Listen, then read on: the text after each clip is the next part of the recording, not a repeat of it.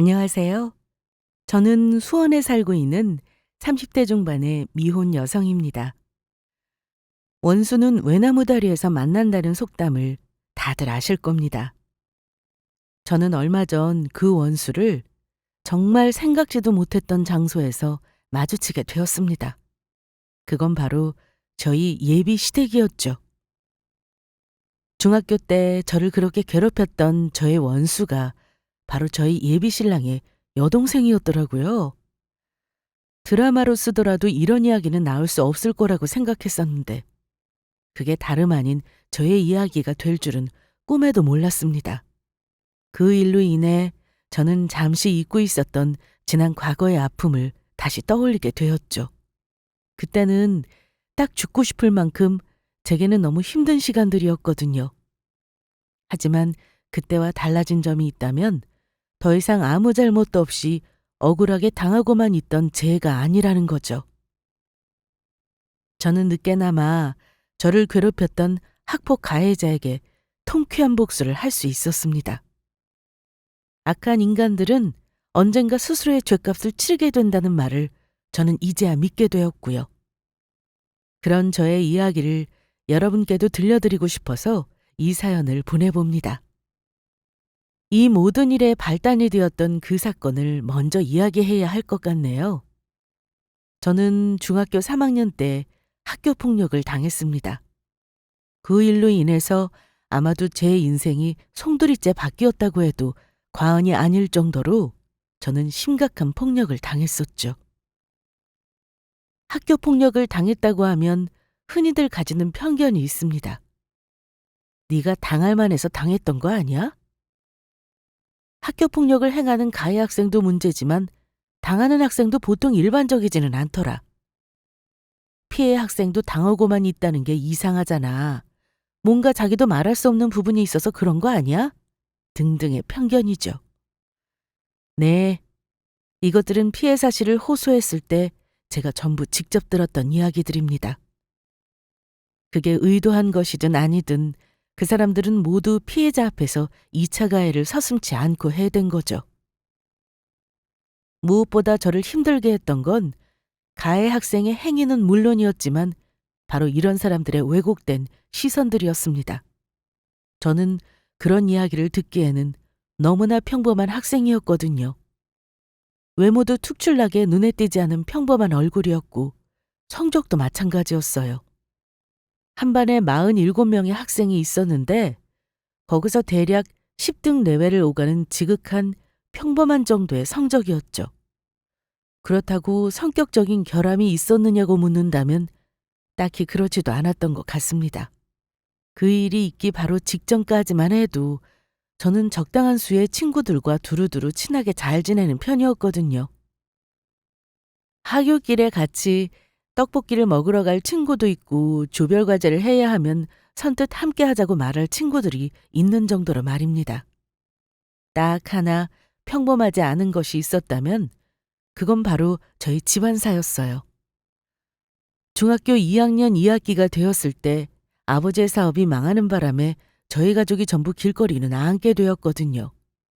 그전까지 저희 집의 경제 사정은 오히려 여유로웠던 편이었습니다. 오히려 형편이 어려운 친구들을 제가 도울 정도로요. 부모님 덕택에 그때까지만 해도 저는 평생을 돈이 없다는 어려움이 어떤 것인지를 모르고 살았죠. 하지만 하루아침에 동네에서 제일 잘 사는 아파트에서 단칸방 원룸으로 일가족이 쫓겨나게 되자 저는 그제서야 돈이라는 게 얼마나 무서운 것인지를 깨닫게 되었습니다. 야, 혜인아, 너 왜 영어학원 관뒀어? 너 영어학원 관뒀어? 수학학원도 이제 안 나온다며. 갑자기 왜 그래? 무슨 일 있어? 응, 일은 무슨 일이야. 그냥 나 집에서 따로 공부하려고. 오, 괜찮은 과에 구했나 보네. 너만 열심히 하지 말고 그 선생 잘 가르치면 나도 소개 좀 해줘. 응, 알았어. 이사는 둘째치고 한푼이 아쉬운 판이라 다니고 있던 학원도 모조리 관둬야 했습니다. 그나마 중2였던 저는 나은 편이었죠. 저희 오빠는 고3이었는데도 학원을 관둬야 했으니까요. 하지만 저는 어린 마음에 이런 집안사를 친구들에게 숨기고 싶었습니다. 그래서 한동안은 연기를 하고 다녔어요. 밥이야 학교에서 급식을 먹고 옷이야 입던 옷을 그대로 입으니 집만 아니면 크게 들킬 일은 없었죠. 너 요즘 왜 자꾸 집에 따로 가? 나 서운해. 나 들를 때가 있어서 그래. 미안해. 알았어. 내일은 꼭 집에 같이 가는 거다. 문제는 전에 살던 아파트 옆동에서라서 항상 하교를 같이 하던 친구들이었어요. 저는 어떻게든 핑계를 대서 그전 아파트에 살던 친구들과 따로 하교를 했습니다. 제가 돌아가야 할 곳은 이제 그 아파트도 그 동네도 아니었으니까요. 하지만 좁은 동네라서 소문이 나는 것도 금방이었어요. 계속해서 친구들을 속이는 것도 힘들었고 거짓말을 하는 것도 죄책감이 들었습니다. 저는 결국 친한 친구들에게 사실을 털어놓았어요. 친구들은 그제서야 깜짝 놀라면서 왜 지금까지 말을 하지 않았느냐고 하더라고요. 그런 게 뭐 별일이냐면서요. 저는 속으로 씁쓸하게 웃었습니다. 저도 집이 망해보지 않았더라면 저 친구들과 똑같은 생각을 했을 테니까요. 겪어보지 않고서는 결코 알 수가 없는 일이라는 것도 있다는 걸 저 친구들은 죽어도 모를 테죠. 어쨌거나 저야 사실을 털어놓고 나니 속은 시원했습니다. 하지만 친구들의 묘하게 달라진 태도를 보는 것은 적응하기 힘든 일이었어요. 우리 오늘 이대 앞에 놀러 갈래? 나 저번 주에 거기 새로 생긴 카페에 갔는데. 저기 혜인이 너도 같이 갈 수 있어? 일단 나중에 얘기하자. 갈 수 있는 사람은 이따가 따로 메시지 보내. 돈이 없으니 같이 노는 것도 눈치가 보이더라고요. 돈이 없는 사람은 차라리 돈을 안 쓰면 그만이었지만 친구들은 다른 의미로 저의 눈치를 보고 있었죠. 혹시 놀러 가자고 꺼낸 이야기들이 저에게 부담을 주게 될까 봐서요. 그렇다고 계속 본인들이 제 비용까지 부담하기에는 제가 자존심 상해할까 봐 걱정했고요. 착한 친구들이었어요. 그렇게 저는 초등학교 때부터 친하게 지냈던 친구들과 조금씩 멀어져 갔습니다. 멀어진 건 마음의 거리였죠.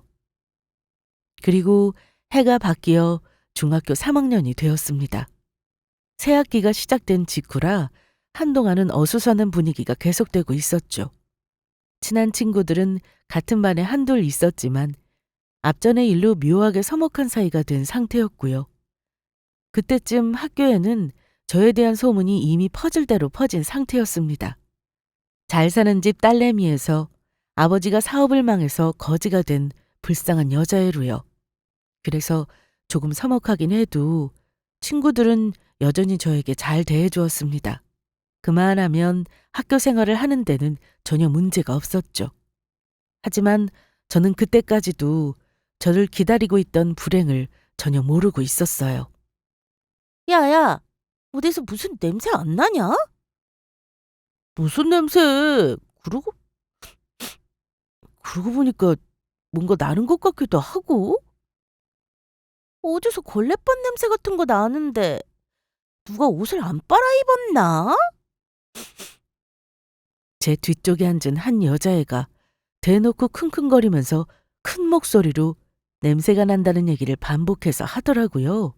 온 교실이 쩌렁쩌렁 다 울리도록요. 자연히 떠들고 있던 교실 친구들의 시선이 모두 이쪽으로 집중되었습니다. 그리고 그걸 기다렸다는 양 그 여자애는 고체 의자를 발로 툭툭 차면서 말을 걸었습니다. 야, 송혜인, 너한테서 나는 냄새 같은데?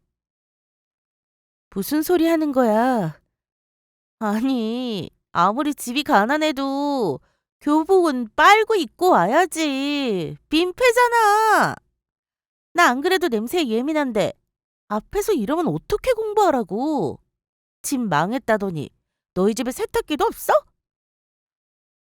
아니면 세탁기는 있는데 물이 안 나오는 거 아니야? 저는 결국 참지 못하고 자리에서 벌떡 일어나 그 여자애들을 노려보았습니다. 거기에는 팔짱을 끼고 재밌다는 듯이 저를 쳐다보고 있는 무리들이 있었죠. 그리고 그 가운데에는 이 모든 일을 주도한 저의 원수, 박지민이 있었고요. 헛쭈, 네가 노려보면 어쩔 건데. 야, 무서워서 지르겠다 진짜. 박지민과 저는 중학교 1학년 때 같은 반이었는데 올해 또 같은 반이 되었습니다. 박지민은 저에게 계속 감정이 좋지 않았고요. 걔가 짝사랑했던 고등학교 오빠가 저를 좋아한다는 소문을 들은 이후부터요. 물론 그건 그냥 소문에 불과했습니다. 저는 소문의 진위조차도 모르고 있었고 크게 관심도 없었어요. 그 오빠가 누구인지도 제대로 몰랐고요. 하지만 걔는 그 소문만으로도 크게 자존심이 상했던 모양이었어요.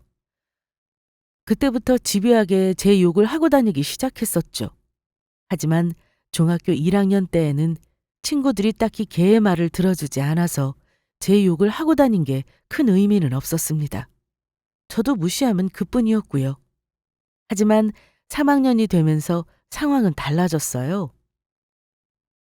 그 아이는 저와 비슷한 무리들을 하인처럼 거느리면서 이 학급의 분위기를 주도하는 실세가 되었거든요. 저에게 복수할 거리만 찾고 있던 차에 이런 기회를 만나게 된 거죠. 그날 이후 박지민의 괴롭힘은 본격적으로 시작되었습니다. 특히 많은 과목들 중 체육 시간은 그 애들이 합법적으로 저를 괴롭힐 수 있는 시간이었어요. 정혜인! 어? 뒤쪽에서 누군가 저를 부르는 소리에 저는 반사적으로 뒤를 돌아보았습니다. 그리고 바로 제 얼굴을 향해 날아오고 있는 검은 구체를 보았죠. 저는 본능적으로 몸을 피하려고 했지만 날아온 물체의 속도는 무시무시했습니다. 빡 소리와 함께 얼굴을 강탄 배구공에 저는 그 자리에서 뒤로 쓰러져 버렸죠. 어머, 괜찮아? 내가 실수했네. 미안해. 그러니까 조심 좀 하지. 한눈 팔고 있으니까 자기 얼굴에 뭐가 날아오는지도 모르고 처맞고 있지. 주변에 있던 친구들이 놀라며 달려와 저를 일으켜 세웠습니다. 안면을 강타한 고통에 저는 정신을 못 차리고 있었고요. 저 멀리 체육 선생님이 이쪽으로 달려오는 게 보였죠. 그리고 그 사이에 저는 제 귓전을 때리는 그 웃음소리를 들었습니다. 이미 무섭게 부어오르기 시작한 눈을 간신히 뜨자 친구들끼리 웃긴다는 듯 깔깔거리며 저를 보고 있는 얼굴이 보였죠. 그 정신없는 와중에도요. 그리고 저는 확신할 수 있었습니다. 제 이름을 부른 것과 제 얼굴을 향해 공을 던진 게 결코 우연이 아니라는 사실을요. 미안하다고 사과를 했지만 전혀 미안해 보이지 않는 그 얼굴은 아주 짧은 순간 저에게만 보였고요. 저는 친구들의 부축을 받아 양호실로 가면서도 그때의 얼굴을 잊을 수가 없었습니다. 이 사실을 전혀 눈치채지 못한 체육 선생님은 그저 저 같은 불의의 사고가 발생할 수 있으니 체육 시간에는 항상 조심하고 집중하고 있으라는 말씀만 남기셨을 뿐이고요. 저는 억울했지만 일부러 그랬다는 증거가 없으니 어쩔 도리가 없었습니다. 그 뒤로도 괴롭힘은 다채로운 방식으로 이어졌어요. 제 옆으로 지나가는 척하면서 제 책상과 의자를 발로 차기도 했고 제가 지나갈 때 발을 걸거나 물건을 넘어뜨려서 밟게 만드는 건 예사였어요. 수업 시간에 선생님이 칠판에 판서를 하고 있을 때면 아무도 보지 않고 있는 사이에 제 등 뒤나 머리 위로 작게 종이 조각이나 지우개 가루 등을 뭉쳐서 던지기도 했고요. 처음에는 그렇게 작은 괴롭힘으로 시작한 것이 시간이 지나자 점점 스케일이 커져갔습니다. 당시만 해도 저는 괴롭힘에 대응하지 않는 것이 최선이라고 생각했어요. 저들이 원하는 것은 저의 반응이니 제가 반응을 보이지 않으면 이런 괴롭힘도 곧 질려서 그만둘 거라고 생각한 거죠. 하지만 그건 저의 순진했던 희망사항일 뿐이었습니다. 아무리 괴롭힘을 당해도 제가 그저 쥐죽은 듯 가만히 있으니 박지민과 그 친구들은 점점 더 용기를 얻어 과감해져 가더라고요. 그리고 저를 향한 괴롭힘은 나중에는 입에도 담기 힘들 정도로 악랄해져 갔어요. 제가 화장실을 가든 어디를 가든 자리를 비우기만 하면 돌아왔을 때 문제가 벌어져 있었습니다. 저의 교실 책상 서랍 속에 온갖 쓰레기들이 들어가 있기도 했고, 어떤 날은 죽은 벌레들이 들어가 있어 비명을 지른 적도 있었죠. 또 어떤 날은 멀쩡히 가방 속에 넣어두었던 우유팩이 가방 안에서 다 터져 있기도 했습니다. 집에 가져가 가방을 빨 때까지 그 안에 들어있던 체육복에서 우유 비린내가 진동을 했고요. 제가 이렇게 괴롭힘을 당하는 동안 도와주는 사람이 아무도 없다는 사실은 저를 더 힘들게 했습니다. 처음에는 몇 차례나 저를 도와서 그 아이들에게 같이 화를 내주던 친구들도 나중에는 그 무리들에게 저처럼 같은 괴롭힘을 당하자 차츰 선뜻 나서는 일이 사라져갔거든요. 그런다고 박지민 무리의 괴롭힘이 쉽게 끝날 것 같지도 않았고, 괜히 돕는다고 나섰다가 같이 봉변을 당하느니 그 편이 낫다고 생각한 거죠. 그저 못 본 척, 못 들은 척, 잠시만 눈과 귀를 막으면 아무 문제도 생기지 않았으니까요. 적어도 본인들에게는요. 그 상태로 시간은 계속 흘러갔어요. 그동안 저는 살아도 사는 게 아니었고 죽어도 죽는 게 아닌 시간을 보내고 있었죠. 혜인이 너 요즘 무슨 일 있니? 네? 우리 딸 안색이 너무 안 좋아 보여서 살도 빠진 것 같고. 학교에서 무슨 일 있었어? 아무리 학교에서 별의별 일을 다 겪더라도 집에 돌아왔을 때만큼은 아무렇지 않은 척을 해왔습니다. 하지만 역시 엄마의 예리한 눈은 피할 수가 없었어요. 부쩍 말수가 줄어들고 잘 웃지도 않는 저를 보며 엄마는 계속 속으로 걱정을 해왔던 모양이었습니다. 사실 그동안은 이런 저의 변화가 단순히 아버지가 사업에 실패해서 그런 줄로만 알고 있으셨다고 했어요. 하지만 시간이 지날수록 학교만 다녀오면 유난히 더 어두워진 표정에 아무래도 이상하다는 생각을 했다는 겁니다. 아니에요. 아무 일도 없어요. 그냥 공부하느라 조금 피곤해서 그래요. 그래? 그럼 다행이구나.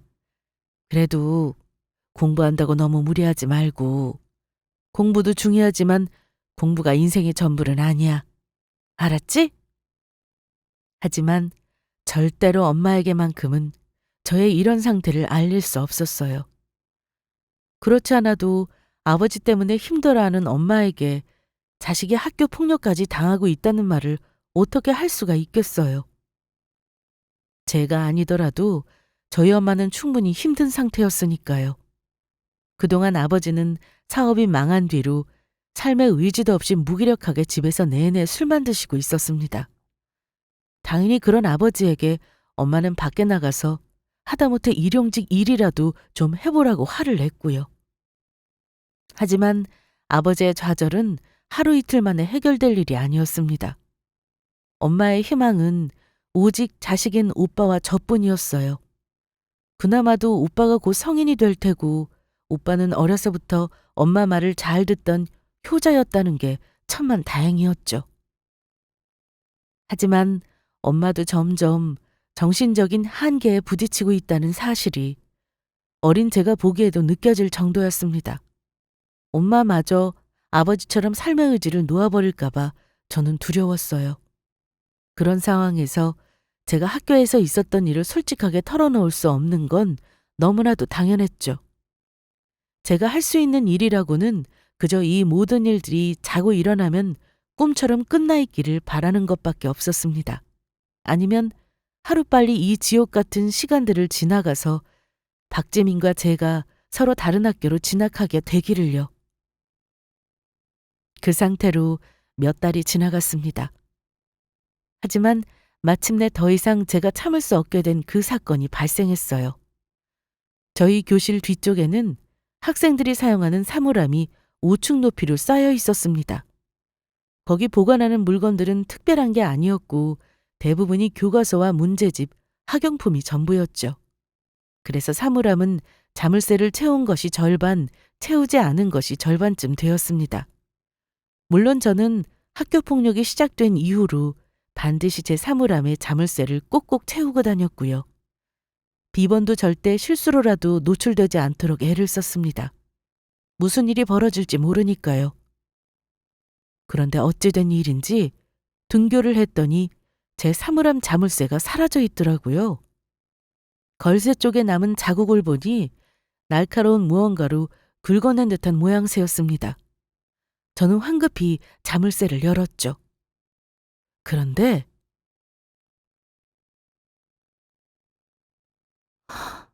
이, 이게 어떻게 된 거야? 사물함 속에 들어있던 교과서들이 전부 다 사라진 상태였습니다. 단순히 책만 사라진 게 문제가 아니라 그 안에 제가 공부하느라 기록해둔 모든 필기도 함께 사라졌다는 게 더 큰 문제였습니다. 얼마 후면 곧 기말고사였거든요. 당황한 나머지 저는 제 교과서를 찾아 교실 곳곳을 뒤지기 시작했습니다. 나중에 결국 교과서가 발견되기는 했어요. 저희 교실은 본관 4층이었는데 생뚱맞게도 멀리 떨어진 2층 화장실에서 발견된 거죠. 그것도 더럽고 냄새나는 쓰레기통 안에서 휴지들과 함께요. 제 교과서를 본 순간 저는 그 자리에 주저앉았습니다. 이제 더 이상은 참을 수 없다는 생각에 눈물이 하염없이 흘렀죠.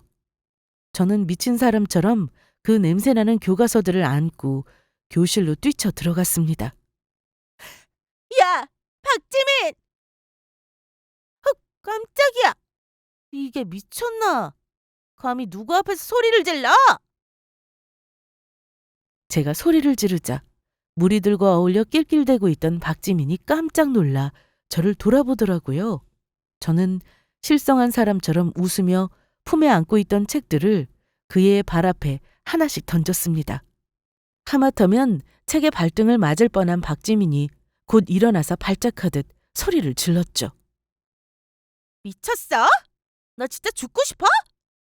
그래, 미쳤다. 내가 지금 안 미치게 생겼어? 이거 전부 네가 한 짓이지? 뭐? 증거 있어? 이게 어디서 생사람을 잡아? 야, 교과서도 너한테서 냄새가 나서 너랑 같이 있기가 싫었나 보지. 그리고 진짜 내가 했다고 해도 네가 뭘 할 수 있는데? 그의 마지막 말은 오로지 저만 들을 수 있었습니다. 제 책들을 발로 밟으며 저에게 다가온 그 애가 제 귓가에만 속삭이듯 말했거든요. 그 말을 듣는 순간 저는 눈이 돌아버렸죠. 그리고는 그 다음에 무슨 일이 생겼는지는 저도 기억이 가물가물합니다. 너무 화가 난 나머지 제가 그의 머리채를 잡았고 걔도 제 머리채를 잡았다는 사실만 기억이 날 뿐이었죠. 당연히 교실과 학교 모두 뒤집어졌습니다. 애들이 몰려들어 저희를 뜯어말렸고 몇몇은 교실로 달려가서 담임 선생님을 불러왔어요. 저는 그 자리에서 지금까지 있었던 모든 일들을 하나도 빠짐없이 밝혔습니다. 그동안의 괴롭힘이 어떻게 집요하고도 악랄하게 이어져 왔는지를요. 하지만 그 애는 코웃음을 치며 제가 말한 모든 일들을 자신이 저지르지 않았다고 부인했습니다.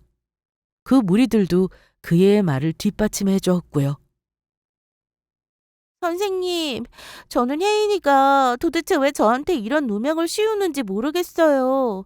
저한테도 무슨 악감정이라도 있는 것 같은데 오늘 다짜고짜 저한테 와서 책을 던지고 제 머리채도 제가 잡았다고요. 저 정말 너무 억울해요. 송혜인? 이제라도 안 늦었으니까 선생님한테 사실대로 말해. 지민이는 그런 일을 한 적이 없다고 하는데 반장을 불러서 물어봐도 모르는 일이라고 하고 학급의 다른 친구들도 지민이가 널 괴롭혔는지 다 모르겠다고 하잖아. 하지만 담임 선생님은 오히려 저쪽의 말만 듣고는 저를 질책했습니다. 저야 혼자의 몸이었고 제 말을 들어주는 사람은 아무도 없었죠. 그동안 박지민은 학교에서 내내 밝고 활달하고 친구들마저 많은 성격이라 선생님들 사이에서도 그런 이미지로 각인되어 있었거든요. 반면 저는 말수도 적었고 친구들과 잘 어울리지도 않고 혼자 지내는 조용한 성격이라 사실 이런 신고를 했다는 것 자체가 담임 선생님에게는 의외로 여겨지는 느낌이었습니다. 나중에 용기를 낸 반 친구 2명이 선생님을 몰래 찾아가서 그간에 있었던 일들 모두 말해주었다고 했어요. 하지만 일을 크게 만들고 싶지 않았던 담임은 지금까지의 일을 단순히 친구들 사이에 있을 수 있는 다툼으로 치부하고 조용히 마무리시키려고 했고요. 저는 믿었던 담임 선생님마저 그런 반응을 보인 것에 너무나도 큰 충격을 받았습니다. 나중에 일의 진상을 알게 된 저희 엄마가 학교를 찾았지만 그쪽 집에서도 제가 먼저 머리채를 잡았다고 난리를 치는 바람에 쌍방폭행이 되어버렸죠. 지금이야 학교 폭력이 심각한 사회 문제로 여겨질 만큼 중요한 잘못이지만 제가 중학교를 다니고 있을 때까지만 해도 그냥 단순한 따돌림이나 친구들 사이의 다툼 정도로 취급되는 분위기였거든요. 무엇보다도 담임교사의 무관심은 저와 엄마가 더 이상의 의욕을 가질 수 없도록 만들어버렸습니다. 들어보니까 혜인이와 지민이가 서로 조금씩 잘못한 부분들이 있는 것 같습니다. 애들 싸움에 신고해봐야 좋을 일이 뭐가 있겠습니까? 이런 일로 신고하면 오히려 경찰에서 웃어요. 혜인이 어머님, 그냥 애들끼리 잘 화해하라고 하고 여기서 그만 끝내도록 하시죠. 지민이 너도 앞으로는 혜인이 괴롭히지 말고, 알았어? 네, 선생님. 혜인아, 뭔가 오해가 있었던 것 같은데 나도 억울한 부분이 있지만 그냥 덮어두고 화해하자 우리. 끝까지 미안하다는 말 한마디 없이 화해하자는 말 한마디로 그 일은 그렇게 마무리되었습니다. 가해자의 가증스런 연기와 함께요. 더 이상 그 학교를 다닐 수 없었던 저는 결국 졸업을 한 학기 남긴 채 멀리 전학을 가게 되었습니다. 엄마와 아버지는 제 손을 붙잡고 미안하다고 한참을 우셨어요. 이렇게 힘든 줄도 모르고 진작에 알아주지 못했다면서요. 그 아이와 우연이라도 마주치는 일이 없도록 저희 집은 없는 살림에 다시 이사를 갔습니다. 하지만 저는 그 일이 있은 뒤로 심각한 후유증에 빠지게 되었습니다. 학교 폭력으로 인해 생긴 트라우마가 PTSD, 외상후 스트레스 장애로 이어졌거든요. 한동안은 그때 일을 떠올리기만 해도 불안해서 잠을 잘 수가 없었고 비슷한 목소리나 비슷한 이름을 듣기만 해도 흠칫 놀라는 일이 생겼습니다. 박지민이 저를 괴롭혔던 증거인 우유팩이나 사물함 자물쇠만 봐도 저도 모르게 숨이 턱턱 막히고 손이 벌벌 떨리기도 했고요. 매일 밤 눈물로 밤을 지새우는 건 다반사였어요.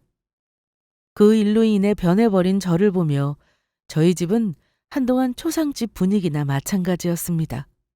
그나마 저의 사건을 계기로 자식을 지켜야겠다는 생각을 하게 된 아버지가 그날부터 열심히 밖에 나가서 돈을 벌기 시작하셨다는 것만이 저희 식구들의 유일한 위안이었죠. 그리고 정말 다행스럽게도 아버지가 다시 시작한 일이 잘 풀리면서 집안의 경제 상황도 점점 나아져 갔고요. 저는 대학에 가서 심리치료를 시작했습니다. 그때쯤 되어서야 비로소 그때의 일을 다시 얘기할 용기가 생겼거든요. 제 자신이 저를 챙겨야겠다는 생각도 함께요. 가해자는 지금도 태연하게 잘 살고 있을 텐데 이대로 저 혼자 무너지기에는 너무 억울하다는 생각이 들었죠. 몇 년간에 걸친 심리치료를 병행한 끝에 저는 점차 그때의 일을 극복할 수 있게 되었습니다. 시간이 약이라는 말이 있듯이 너무 힘들었던 일들도 기억에서 흐려지기도 했고요. 무엇보다도 저는 대학을 졸업하고 나서 저만의 사업을 시작했습니다. 운 좋게도 몇 년이 지나 그 일이 대박이 나면서 몇 년간은 눈코 뜰 새 없이 바쁜 생활을 지속해야 했죠. 그러다 보니 잡생각을 할 시간도 없었고 과거를 떠올릴 여유도 없어지더라고요. 이런 걸 두고 일석이조라고 하는 건가 싶기도 했습니다. 그리고 제가 예전에 밝은 미소를 찾도록 도와준 사람도 하나 더 있었습니다. 그건 바로 저의 남자친구였어요. 33살에 처음 만난 남자친구는 제 인생을 통틀어 세 번째 남자친구였죠. 그나마도 앞에 두 번은 만난 지 몇 달도 채우지 못해 헤어졌기 때문에 사실 제대로 된 연애를 했다고도 말하기 힘든 상황이었습니다. 저는 그동안 일에만 빠져 사느라 누구를 만날 시간적인 여유가 없었어요. 또 개인적인 이유로 마음의 문도 닫혀 있었고요. 하지만 지금의 남자친구를 만나고 나서는 저도 많이 바뀌어 갔습니다. 남자친구는 정말 마음이 따뜻하고 배려심도 깊은 사람이었거든요. 그 사람을 만나고 나서야 저도 누군가를 믿고 또 마음의 문을 열고 사랑을 주고받는다는 게 가치 있는 일이라는 걸 알게 되었죠. 유미야, 선생님이야. 많이 아프다는 얘기 반장한테 전해 들었어. 아무 걱정하지 말고 집에서 푹 쉬어. 나중에 보자. 그래. 무엇보다 제가 높이 사는 그 사람의 장점은 사람을 온전히 믿을 줄 안다는 사실이었습니다. 하루는 같이 영화관에서 입장을 기다리고 있는데 누군가의 연락을 보더니 남자친구가 급하게 통화를 하더라고요. 학생인 것 같았죠. 남자친구는 고등학교의 영어 교사이자 2학년 담임을 맡고 있었거든요. 유미라면 저번에도 아프다고 학교 안 나왔던 그 애 아니야? 맞아. 이번에도 장염이 심하게 왔나 보더라고. 그거 꾀병 아니야? 이렇게까지 자주 아플 수가 있어? 학교 수업 빠지면 본인만 손해인데 설마 그런 거짓말까지 하려고? 아닐 거야. 제가 옆에서 보기에는 번번이 학생들이 온갖 핑계를 대며 학교를 빠지는 것 같았는데 남자친구는 그런 핑계를 잘도 믿어주더라고요. 학생들이 말하면 아주 뭐든지 다 믿어주는 것 같았죠. 한편으로는 저는 남자친구가 부럽기도 했습니다. 사람을 믿을 수 있다는 건 사람에게 한 번도 되어보지 않았다는 뜻이기도 했으니까요. 자기 반 학생들이 부럽다. 나도 자기 같은 담임이 있었다면 덜 힘들었을 텐데. 저도 모르게 튀어나온 저의 진심에 남자친구는 한참을 저를 안고 토닥거려 주었습니다. 우리가 처음 만났을 때만 해도 저는 미처 다 극복하지 못한 학폭 트라우마의 잔재에 시달리고 있었으니까요. 나중에 저의 사연을 다 듣게 된 남자친구는 마치 본인의 일인 것 마냥 펑펑 눈물을 흘렸죠. 많이 힘들었겠다면서 앞으로는 제가 상처를 잘 극복할 수 있도록 본인이 옆에서 최선을 다해서 돕겠다고 했고요. 말만 들어도 고마운 일이었죠. 그리고 그게 정말 효과가 있었는지 저도 그 사람과 만나면서 오늘날의 모습을 되찾게 되었고요. 선한 사람과 함께 있으면 저도 선한 사람이 되고 마음의 문을 활짝 열고 있는 사람을 만나니 저도 그렇게 되더라고요. 저는 이렇게 평생 이 사람과 함께 제 감정에 솔직하게 울고 웃으며 지금처럼만 잘 지내고 싶었어요. 하지만 생각지도 못했던 비극이 저희의 앞을 기다리고 있었습니다. 그건 양가의 혼사 이야기가 오가고 나서 제가 시댁 식구들을 처음으로 만나게 된 그 자리에서 알게 된 사실이었죠. 어머니, 제 여자친구 혜인이에요. 혜인아, 이쪽은 우리 어머니, 그리고 이쪽은 내 여동생이야. 저는 정말 그 자리에서 기절할 뻔했습니다. 웃으며 저를 맞이하던 남자친구의 가족은 제가 꿈에서도 잊지 못할 얼굴이었으니까요. 저의 예비 시누이, 그러니까 남자친구의 하나밖에 없는 여동생이 바로 저를 말려 죽일 것처럼 괴롭히던 박지민이었다는 겁니다. 당황한 것은 저뿐만이 아니었습니다. 저를 보며 귀신이라도 본 것처럼 소스라치게 놀라더라고요. 하지만 일단 남자친구가 있는 자리라서 그런지 그 애는 저를 아는 척을 하지 않았습니다. 오히려 초면인 것처럼 뻔뻔하게도 연기를 잘하더라고요.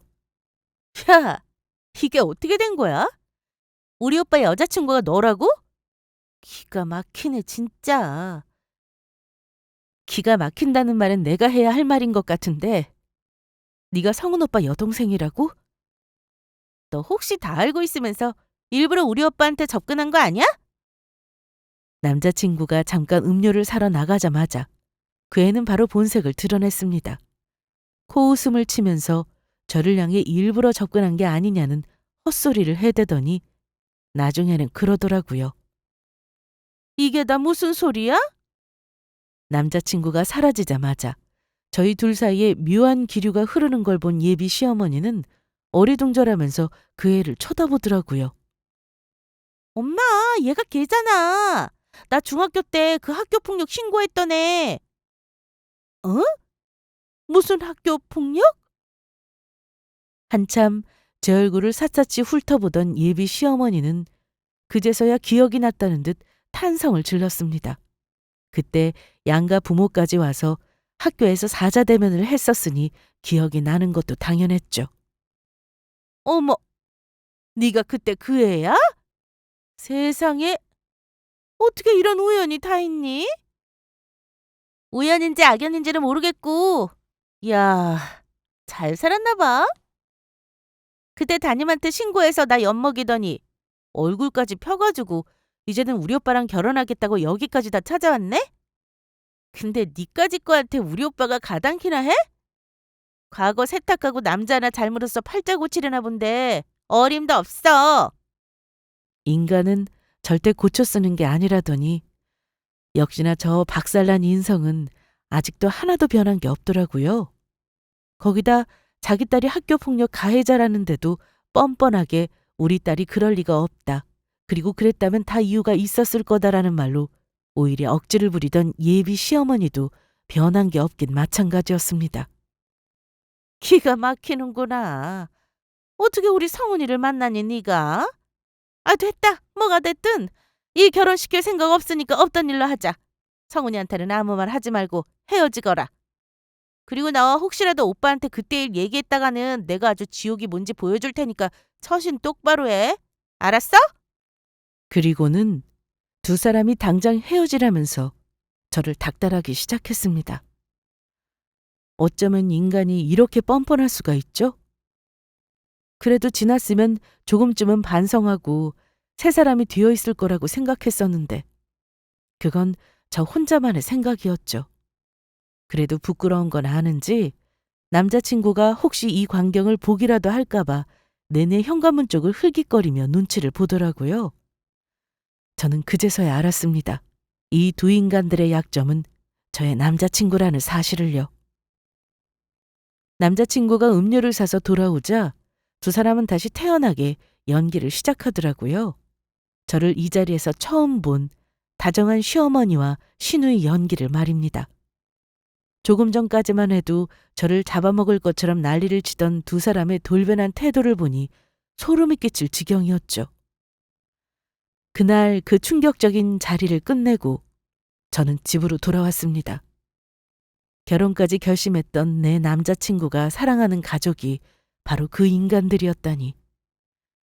사람을 워낙 잘 믿고 사랑이 넘치는 남자친구는 평소에도 종종 본인의 어머니와 사랑스런 여동생에 대해서 칭찬을 하고는 했었거든요. 그래서 저는 그 두 사람도 남자친구와 마찬가지로 인성이 훌륭한 사람일 거라고 막연한 기대를 했었습니다. 하지만 이건 제 예상에는 없는 일이었죠. 예비시댁에 다녀온 뒤 방문을 걸어 잠근 저를 보며 엄마가 몇 번이나 문을 두드렸지만 저는 아무 말도 할 수가 없었습니다. 마음이 너무나 복잡했거든요. 생각지도 못했던 그때의 기억이 다시 떠오른 건 둘째치고 남자친구에 대한 미움마저 생길 지경이었습니다. 그렇게나 학교 폭력에 마음 아파하던 사람이 정작 제 친동생이 벌인 일은 전혀 모르고 있었다는 게 어이가 없었죠.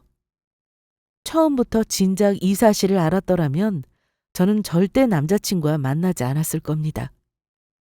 3년이 넘는 시간 동안 그 사람과 함께 보냈던 모든 시간들이 허망하게 느껴졌어요. 제가 마음을 정리하고 있는 동안에도 제 전화기는 쉴 새 없이 울리고 있었습니다. 남자친구에게 제 번호를 무슨 핑계로 알아낸 건지 그 아줌마와 딸이 둘이서 번갈아 가며 전화와 문자를 해대더라고요. 당장 헤어지라고, 이 미친 거사! 너 내 말이 우습게 들려? 빨리 안 헤어지면 너네 집 찾아가서 내가 다 뒤집어 엎어버린다. 그의 눈에는 아직도 제가 본인의 협박에 벌벌 떨던 그 16살 중학생으로 보이는 모양이었어요. 하지만 그 애는 달랐죠. 입에 담지도 못할 욕설과 함께 당장 헤어지라면 난리를 치는 모습은 그때의 모습과 조금도 달라진 게 없었습니다. 하지만 이대로 헤어져 줄 생각은 조금도 없었어요. 더는 이 결혼에 미련이 남아서가 아니었습니다. 다만 저들이 원하는 대로 해줄 생각이 추호도 없었을 뿐이었죠. 저는 조용히 사람을 지켜 예비시댁의 뒷조사를 시작했습니다. 그렇게 일주일의 시간이 더 흘렀습니다. 남자친구는 여전히 아무것도 모른 채 우리 집에 인사를 올 날만 기다리고 있었죠. 그런데 그 사이에 더 소름 끼치는 일이 생기더라고요. 바로 그 두 인간들이 딴 사람이라도 된 것 마냥 갑자기 저에게 다정하게 굴기 시작한 겁니다. 저에게 협박을 하기 시작할 때는 언제고 남자친구를 통해서 조만간 다시 만나보자는 둥 더 분위기 좋은 밥집에서 자주 보자는 둥 그런 얘기들을 하면서요. 도대체 왜 이러나 싶었죠. 우리 어머니랑 여동생이 자기 진짜 대단하다고 하시더라. 갑자기? 그게 무슨 말이야? 아, 자기가 무슨 일 하냐고 하길래 내가 자기가 성공한 사업가라고 얘기했거든. 자기 칭찬 엄청 많이 했지 내가. 돈도 거진 본인 아들 3-4배는 번다고. 저는 그제야 이유를 알게 되었습니다. 아마 남자친구는 그저 순수한 마음에 저를 자랑하고 싶었을 겁니다. 사람의 장점만 보는 사람이었으니까요. 하지만 그 이야기가 두 사람에게는 전혀 딴판으로 들렸겠죠. 그때부터 둘은 제 사업에 대한 이야기를 꼬치꼬치 묻기 시작하더니 그 후로는 갑자기 태도가 돌변했다는 겁니다. 저는 식자재 유통사업을 하고 있습니다. 처음에는 시골 할머니 댁에서 농사를 도운 일과 농산물 마트에서 아르바이트를 했던 경험을 살려서 시작한 일인데 나중에는 점차 일이 커져갔죠. 요즘은 집에서 신선한 채소를 원하는 시간대에 원하는 양만큼 그때그때 받고 싶어하는 사람들이 늘어났잖아요. 그리고 농가에서는 적시에 내다 팔 판매처를 찾지 못해 힘든 상황이었고요. 조금만 신경을 쓰면 이 두 곳을 연결시킬 수 있겠다 싶더라고요. 저는 맞춤 관리를 통해서 전국 각지의 농가와 구매자를 직거래로 연결하는 플랫폼을 구축했습니다. 마진을 줄여서 필요한 사람들에게 저렴하고도 빠르게 공급하는 일이었죠. 다행히도 양측의 수요와 공급을 모두 만족시켜서 사업은 급격히 성장했습니다. 이제는 아버지가 오히려 제 사업을 돕고 계셨죠. 그 이야기를 전해 들은 모양이었습니다. 며칠이 지나서 저는 그 사람들이 초대한 자리에 다시 갔습니다. 이번에는 만반의 준비를 하고 나갔죠. 오해가 있었던 것 같아서 내가 이 자리에 초대했단다. 지난번에 했던 이야기들은 잊어졌으면 좋겠구나. 우리 아들이랑 결혼도 서두르도록 하고. 네? 저번에는 당장 헤어지라고 하셨었잖아요. 그게 오해였다는 거야. 얘는 젊은 애가 성격이 왜 그렇게 급하니? 어른이 얘기하다 보면 그럴 수도 있는 거지. 혹시 그때 일로 섭섭했던 건 아니지? 예비 시어머니는 안면을 싹 바꾸고 저에게 활짝 웃으면서 지난 날은 잊자고 하더라고요. 오히려 결혼을 서두르라고 난리였죠. 너 나한테 잘 보여야 우리 오빠랑 결혼할 수 있는 거 알지? 그리고 남자친구가 화장실을 간 사이에 또 박지민은 저에게만 들리는 얘기를 속삭였습니다. 마치 그때 교실에서 그랬던 것처럼요. 저는 그저 웃고만 있었습니다. 두 사람은 저의 그런 반응에 이 결혼이 성사되었다고 생각했는지 대놓고 제 사업에 대해 캐묻기 시작했고요. 그래, 성훈이한테 듣기로는 사업이 그렇게 잘 된다던데 혹시 남는 자리 있으면 네 시누이한테 한 자리 맡길 생각은 없니? 그래, 친정아버지랑 오빠랑 같이 일한다며? 결혼하면 이제 이 집 식구 되는 건데 그런 사업은 앞으로 친정 식구들한테 맡길 게 아니라 한 집 식구 된 시댁 식구들한테 나눠줘야지. 제가 맡길 생각도 없는 사업을 이미 본인들 것인 것 마냥 김칫국까지 마셔댔죠. 저는 남자친구가 돌아오자마자 제 핸드폰을 꺼내 녹음 파일을 틀었습니다. 그 순간 찬물을 끼얹은 것 마냥 분위기는 싸늘해지고야 말았어요. 거기에는 지금까지 했던 두 사람의 모든 언어 폭력이 고스란히 녹음되어 있었거든요. 제게 전화를 걸어서 당신의 아들과 헤어지라고 했던 이야기들이었죠. 이게 무슨... 당신 어머니랑 여동생의 실체야 이게. 미안하지만 자기도 알아야 할 것 같아서. 녹음을 들은 남자친구는 입을 다물지 못했습니다. 그리고 녹음 속 목소리의 주인공인 두 사람은 개거품을 물고 있었죠. 이걸 다 녹음한 거냐고 소리를 지르면서요. 너한테 잘 보여야 결혼할 수 있을 거라고? 웃기지도 않네. 난 그 결혼할 생각도 없는데 말이야. 저는 이어서 남자친구를 향해 마지막 말을 뱉고는 그 자리를 빠져나왔습니다. 나한테 학교 폭력을 했던 그 가해자 이름도 당신 여동생 이름이랑 똑같았어. 난 그게 우연인 줄로만 알았지. 혜인아, 설마 지민이가 그랬다는 거야? 정말이야? 진실이 어떻게 된 건지는 본인 입으로 직접 들어봐. 그리고 미안한데 이 결혼은 없던 일로 하자. 결국 예비 시모와 시누이는 남자친구의 앞에서 그렇게나 숨기고 싶었던 본인들의 추악한 행동을 모조리 까발리게 되었습니다. 그날 이후 남자친구는 저를 찾아와서 무릎까지 꿇고 사죄를 하더라고요. 대성통곡을 하면서 너무나도 미안하다고요. 늦었지만 가족들의 잘못은 본인이 대신 사과하겠다고 했죠. 저는 울고 있는 남자친구를 같이 끌어안고 함께 눈물을 흘렸습니다. 본인에게도 가족의 치부를 알게 된 것은 엄청난 충격이었을 테니까요. 그리고 우리의 헤어짐이 결코 남자친구의 잘못은 아니었고요. 저는 그 사람과 헤어졌습니다. 그리고 박지민에게도 신변의 변화가 생겼죠. 당시에 선을 보고 결혼 이야기가 오가던 부잣집 남자친구가 있었다고 하더라고요. 그건 제가 뒷조사로 알아내게 된 사실이었죠. 그런데 정말 뜻밖에도 그 선을 본 남자집이 제 사업 거래처 중에 하나더라고요. 저는 은연중에 이 사실을 흘렸습니다. 그 집이 이 소식에 들어가더군요. 당연히 그쪽 집안에서는 난리가 났죠.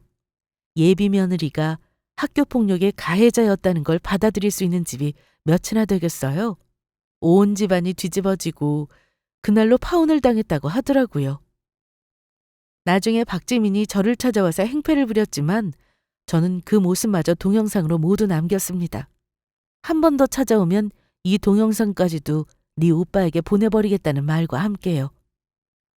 그렇게 제 원수는 오랜 인과응보를 받게 되었습니다. 저는 이제 더 이상 그때의 일을 떠올리지 않게 되었어요. 불면증도 사라졌고요. 다만 제가 사랑하던 남자친구와 헤어지게 된 걸 생각하면 그것만큼은 아직도 가슴이 아픈 일이지만요.